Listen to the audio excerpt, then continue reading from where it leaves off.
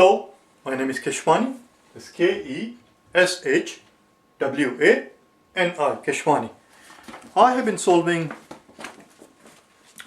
GMAT data sufficiency problems out of this book here, GMAT Review, the official guide, 12th edition. If you do not own this book already, purchase one immediately. You should be able to find it at mba.com. The problem that I'm about to solve is the one that you're going to find on page number 275.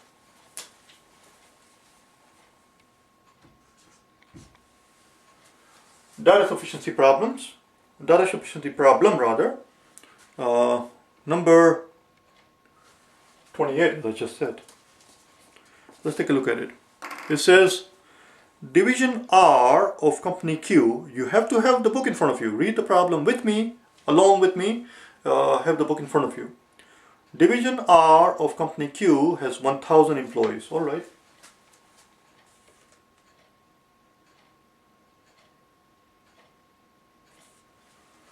So,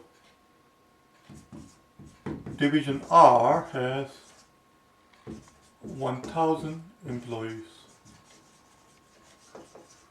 And I'm very touched that the company itself is called Q, but we won't worry about it. The question simply is, what is the average annual salary of employees at company Q? So the question here is, what is the average salary of the company? All we know as of this point is that there is a division called R, and we know there are 1,000 employees in it. As of now, we do not know how many other divisions there are in the company, and we do not know how many other people are in those individual divisions. And what they're asking you is, what's the average, the global average, the average overall of all the employees in the company? Let's see what they give us. Statement 1.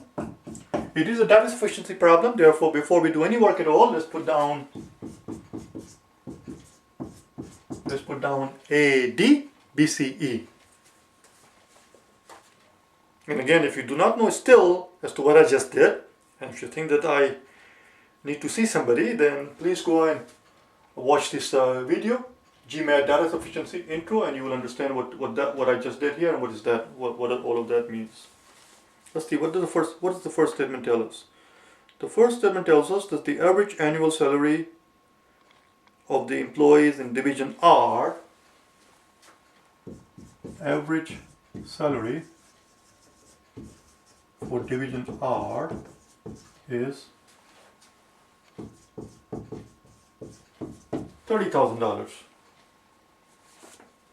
Well, does that help? Does that help us? Is that going to help us figuring out what is the average salary for the whole company?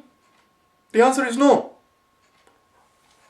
We know that the average for division R is $30,000, and we know that there are 1,000 employees in it, in division R. But we do not know how many other divisions there are in the company, and we do not know how many people are in the other divisions. This information by itself is not useful. It cannot answer us. It cannot help us in order to figure out the average for the average salary of the whole company. Average of the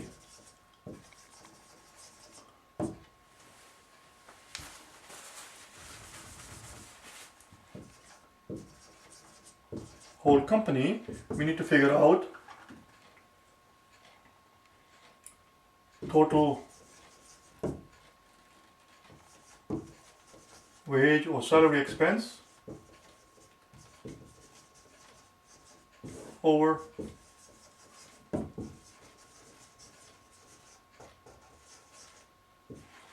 the total number of employees.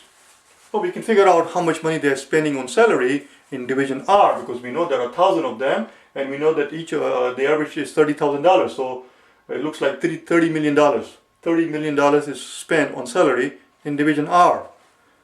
But we do not know how many other divisions are, and we do not know how many people are in the other divisions, and we do not know what their average is. We know very little here. This does not help us. All this tells me is that Putting this with this, all that tells us is that the company spends $30 million on salary in division R, but it does not answer what we're looking for, which is the average for the whole company. This information is not enough. That tells us that the answer cannot be A or D. Let's look at second statement. Perhaps second statement by itself would be enough, or perhaps putting them together would help us someplace, get us in someplace rather. Second statement tells us that the average annual salary of the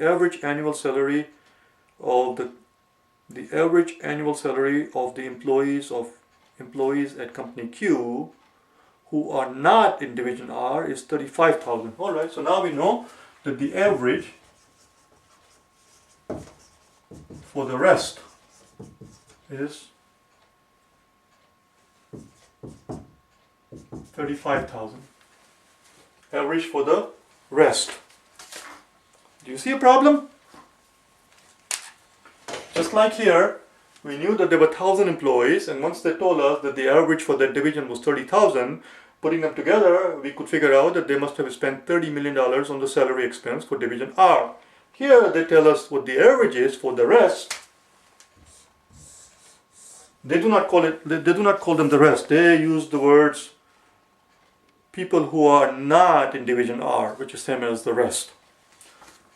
We know that the average for the people who are not in division R is 35,000, but we do not know how many people are there that are not in division R.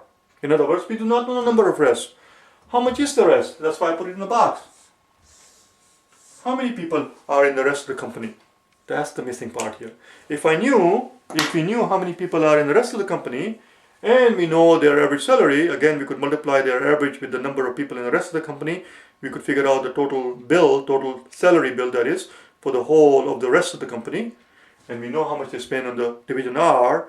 We can put them all together and divide by the number of employees and figure out the overall average, but we do not know how many people are there in the rest of the company. This is our problem. This is our problem. We do not know how many people in the rest of the company. And until, as a matter of fact, I am so, I don't know if I can, I was going to say, well, I'm not going to actually use the thing. I'm so worked up, instead of using the other term that I'm going to use, is that I'm actually so worked up that I actually feel that I should put an exclamation there. Why not? Bloody hell. We do not know how many people there are in the rest of the company, and until we know how many people there are in the rest of the company, this information is useful information, but it's not a complete information.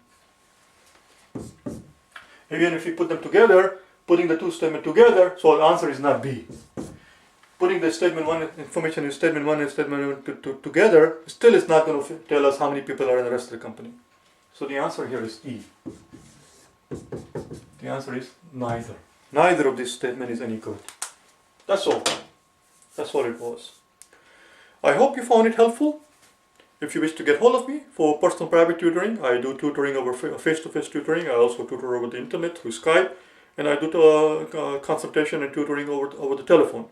If you wish to get hold of me for any aspect of the GMAT, go to my website at www.prep.gmat.com and send me an email. All right? Or you can go to www.keshwaniprep.com and send me an email. All right? Thanks.